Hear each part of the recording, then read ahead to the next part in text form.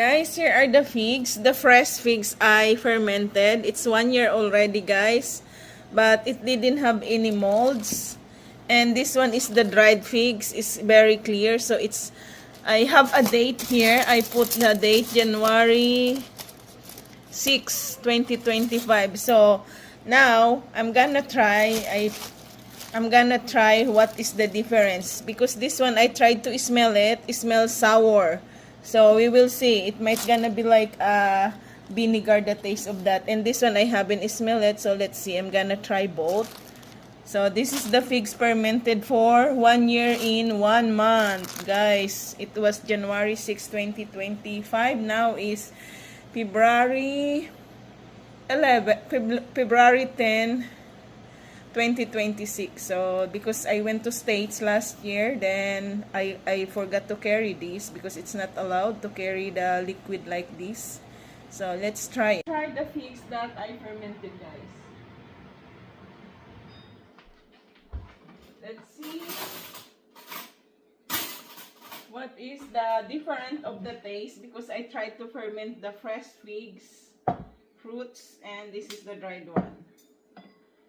So which one I have to try first? I think I'm gonna try the dried one first, just in case. Oh, this is very powerful for a manhood, guys.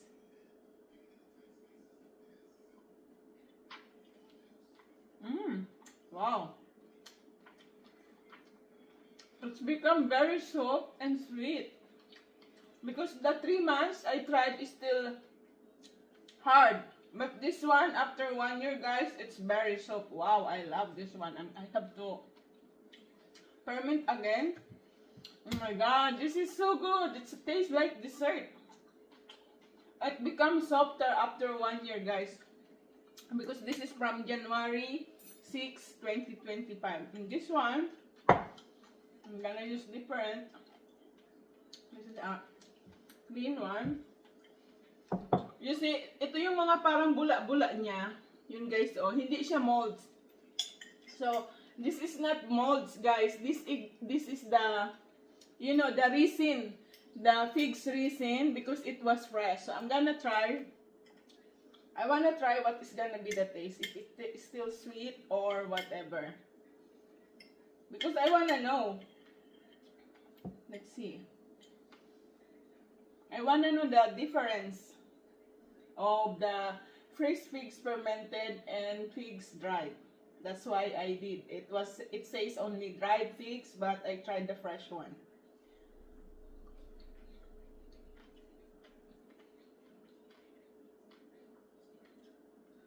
No taste, guys.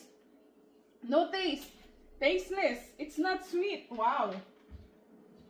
Ngayon, now it's tasteless. So I'm gonna try it smells sour, but I'm gonna try the olive oil.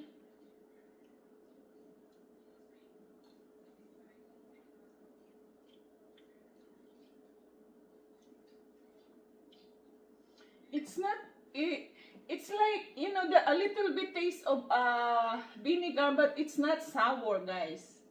It smells vinegar. So after 1 year, so it's not sweet at all. Unlike the dried one is very sweet, but this one, no taste, guys. It's just you're gonna still taste the olive oil. But it tastes with it tastes with the smell of vinegar, but it doesn't taste sour. So that's the difference, guys. Matabang yung fresh figs na pinerment ko siya. Hindi yan, it's not a molds, guys. It's a resin from pigs, this white part. It's not a mold because I can taste it if it's a mold. So this is not a mold. So this is the difference, guys, because I really wanna know, you know, for me, before I share to others, I wanna try to myself. So this is 1 year in 1 month fermentation, guys. Because I forgot and I didn't open it, I just leave it. So this is gonna be the more powerful for a manhood. For sure, my hubby, he gonna likes this because it's sweet. The other one, the 3 months fermentation, it's hard, it's still hard, but this one, it's become very soft. So now, I'm gonna ferment so many figs. So I'm gonna show you how I do fermentation of figs. So we have a big jar here. I'm gonna use this. So it's a recycled jar, it's a cashew jar, it's glass, and it's very tight lid. So we're gonna use this to do the fermentation.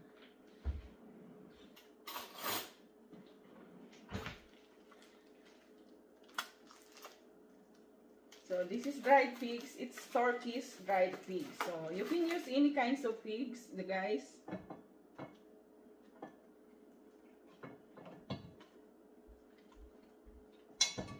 2, 3.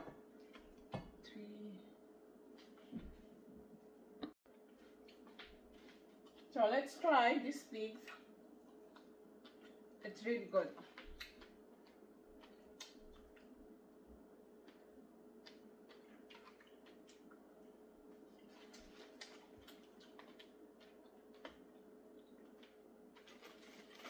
So 28 plus 28, 56 pieces in this small pack, guys.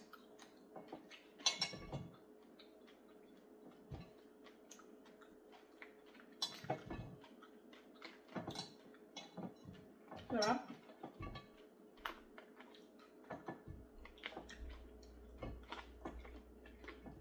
You know, guys, I think the figs that I make, the fresh one is more powerful than the other one, because I feel in my stomach it's like working. So maybe the fresh one, so many, you know, good bacteria on it. We need good bacteria in our stomach. So I don't know. I have to do research that one first, the fresh figs that I fermented. So it's really good. It's tasteless, but the dried one is become sweet after 1 year fermentation. Grabe, ang sarap. Masarap talaga, guys, ang figs. And a lot of fibers on figs.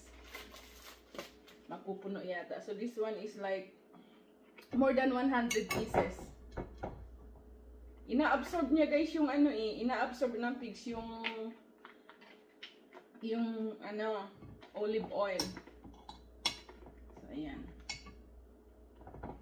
Para ito, guys, sa mga manhod na bumababa na ang similya. So pampataas daw siya ng similya. Disclaimer po, ha, disclaimer. Base kay Damay TV. So nanonood po ako kay Damay TV. And then we're gonna need olive oil. And we're gonna need olive oil. So you just pour the olive oil on it. Ay, sumanda. Kakatingin sa camera. So this olive oil, extra virgin olive oil. I'm gonna need a lot of olive oil because I keep using olive oil for making salve, for making soap. Yan, and for infusing also. So you have to be like above the olive oil to make it more, you know, like this one, parang bumaba yung olive oil niya kasi punong-puno to, guys, oh, tingnan nyo, naka-level yung ano niya, olive oil. So dito, pinasobrahan ko na siya ng konti, guys, ng olive oil.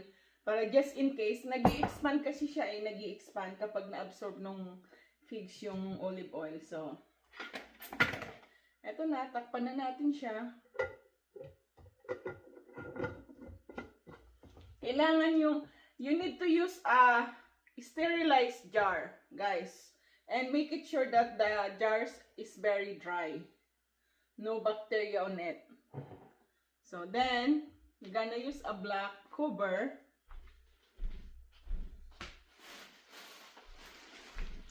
So, ito na.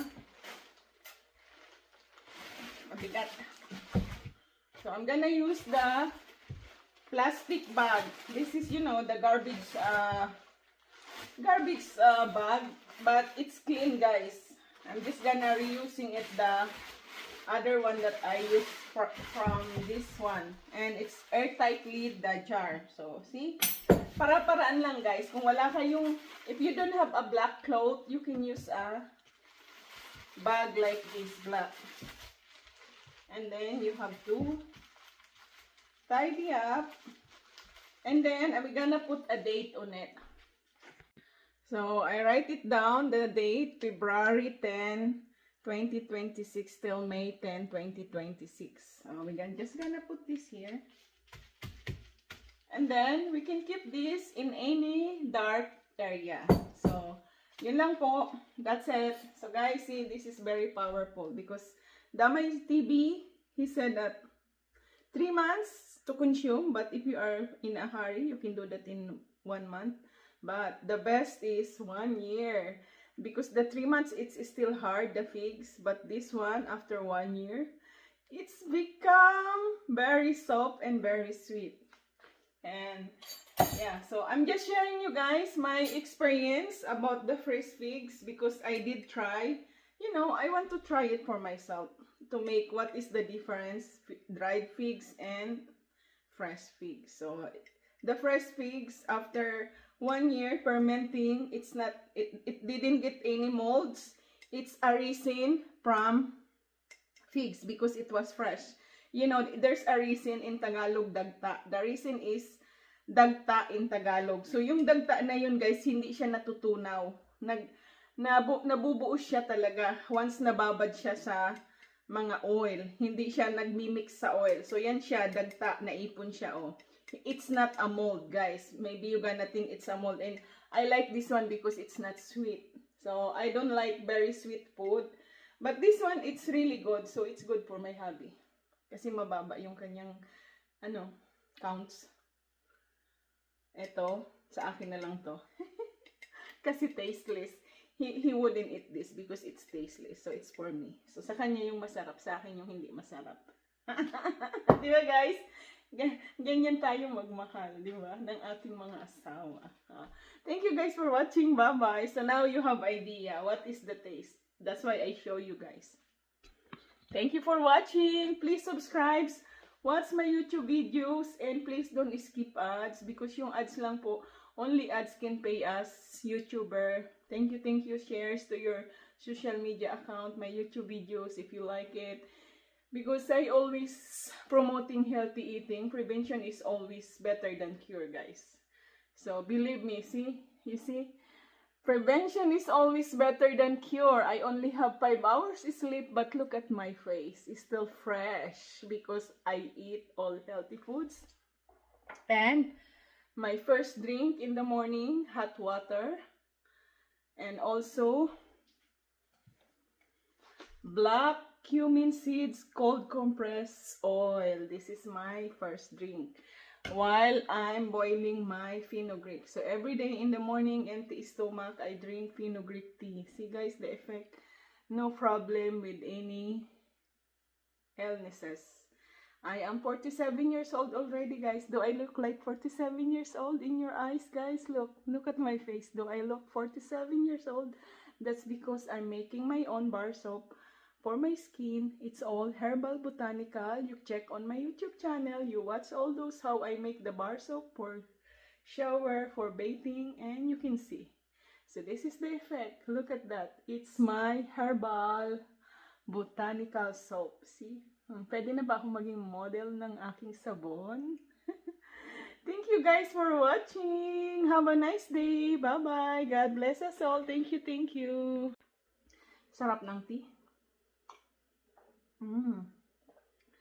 I boiled the fenugreek for 10 to 15 minutes and a very low heat, guys.